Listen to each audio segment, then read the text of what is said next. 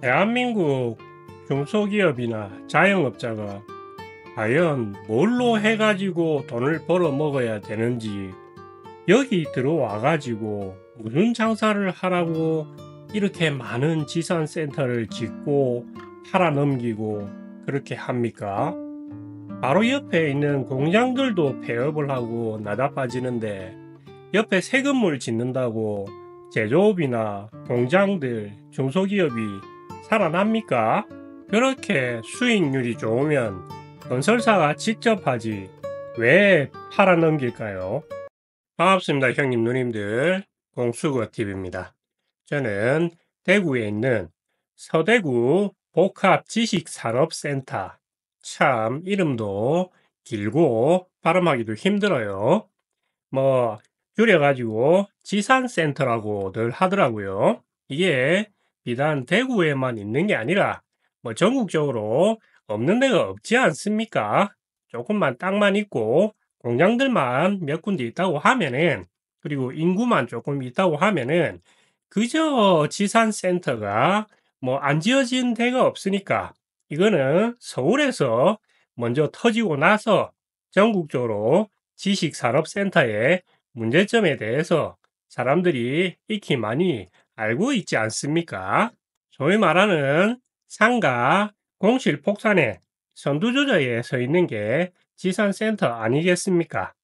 솔직히 말해가지고 이게 그렇게 장사가 잘 되고 수익률이 좋을 것 같으면은 건설사들이 직접 자기들이 지어서 뭐 그걸 임대를 주고 받아먹는 게 훨씬 더 이득이 났었겠죠. 근데 이거를 분양을 하고 사람들한테 팔아 넘기는 게 자기들이 봐도 이거는 실패할 거라는 거를 뻔히 알고 있는 거죠. 이제 분양받은 사람들만 뭐 꿈에 부풀어 가지고 한상에 부풀어서 뭐 속아 넘어갔든 어쨌든 돈만 썩히고 이렇게 공실로 남아 있고, 뭐 여기 들어가는 전기세라든지 뭐 관리비 같은 거 매달 내고, 그 다음에 은행 대출 받아 가지고 이자 매달 내면서 그렇게 인생 자체가 무너져 가는 사람들이 한두 명 있겠습니까? 참, 이제는 사람들이 슬슬 깨어나는 것 같은데 이미 많은 돈이 이런데 빨려 들어갔겠죠. 오빠, 이런 지산센터라는 거는 상가하고 뭐가 틀린 거야? 딱 구조만 봐서는 상가들이 집중적으로 모여 있는 그런 것 같은데, 이게 뭐 공장들 모여가지고 여기서 뭐 아파트 형식으로 뭘 하라고 뭐 재료업을 만들라고 하는 거야? 아니면 뭐 사무실 쓰라고 하는 거야? 이걸 도대체 왜 필요하며 왜 사람들이 여기다 그걸 해야 되는지 이유를 알 수가 없는 것 같은데? 뭐 저도 제조업이라든지 이런 사업 같은 계통에서 뭐 일을 해본 사람이 아니라서 뭐 기껏 해봤자 뭐 상가 같은 데서 장사 같은 그런 것만 약간의 좀 눈대중이나 경험이 있다 뿐이지, 이런 중소기업이라고 할 수 있나요?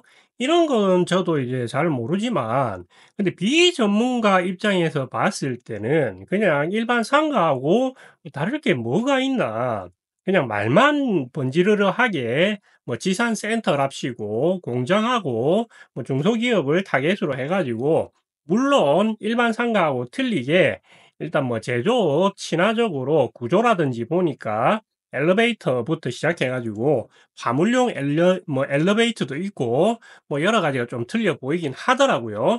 근데 어차피 결론적으로는 이제 분양받는 사람 입장에서는 그냥 상가 분양이랑 똑같은 그런 개념처럼 보입니다. 그리고 일각에서는 우스갯소리로 부모님의 원수에게 이 지산센터와 그 다음에 지역주택조합 그리고 신도시 상가를 분양받으라고 권해라, 이런 우스갯소리도 있더라고요. 근데 와서 보니까 그 말이 뭐 구구절절히 가슴에 와 닿는 것 같습니다. 하기야, 오빠, 이거 한번 잘못 분양받으면은 그냥 처음에만 돈이 나가는 게 아니고 관리비다, 전기세다, 뭐 그런 식으로 해가지고 계속해서 돈이 나가는 거잖아. 은행 이자부터 시작해가지고.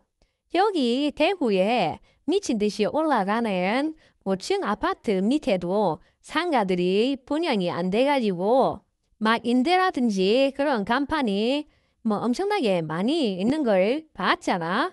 그런데 여기도 이렇게 해놓는 거 보니까 이거는 참 일부러 돈 빨아먹으려고 이렇게 분양을 하는 것 같다는 그런 생각밖에 들지가 않네, 오빠. 사기에 관한 아주 유명한 명언이 있죠. 뭐, 잘 될 것 같으면은 남한테 권유하지 않는다. 뭐, 100%잘 되고 그게 이익이 남을 것 같으면은 남한테 절대 권유하지 않고 자기 가족한테도 권하지 않고 오로지 자기만 해먹는다.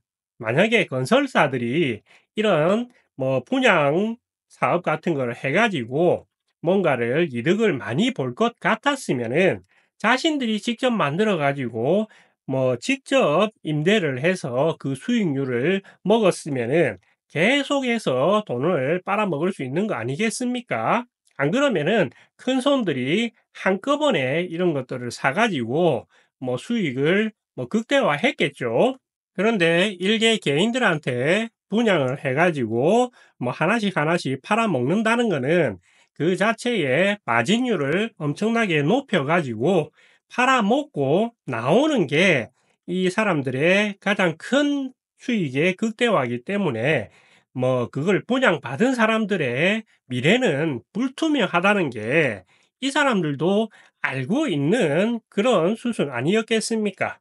물론 뭐 감언이설에 속아가지고 억울하게 들어가신 분들도 있겠지만 뭐 한때의 큰 투자 수익에 눈이 멀어가지고 여기 이제 돈을 넣으신 분들도 참 어떻게 보면은 너무 욕심을 내지 않았나 그런 생각도 조금은 들기는 합니다. 여기 바로 앞에 공장들이 몇 개가 있습니까? 이 공장들도 앞에 보니까 전부 임대, 매매 물건들로 내놓고 있는데 되는 것도 안 되는 건데 새로 저기 모여 있는다고 해서 과연 얼마만큼의 시너지 효과가 날지는 미지수인 거죠. 이제 아실 만한 분들은 다 아시겠지만은 상가로 돈을 벌어 먹고 사는 그런 시대는 예전부터 저물었다. 그렇게 생각을 하셔야 될 것 같습니다. 영상 시청해 주셔서 감사드리고 지금까지 공수거TV였습니다. 구독과 좋아요 부탁드리겠습니다. 감사합니다, 여러분. 그럼 오빠, 이런 상가 경기 같은 경우에는 언제쯤 다시 살아나는 거야? 우리 죽기 전에는 아마 다시 그런 시절을 볼 수가 없을 겁니다.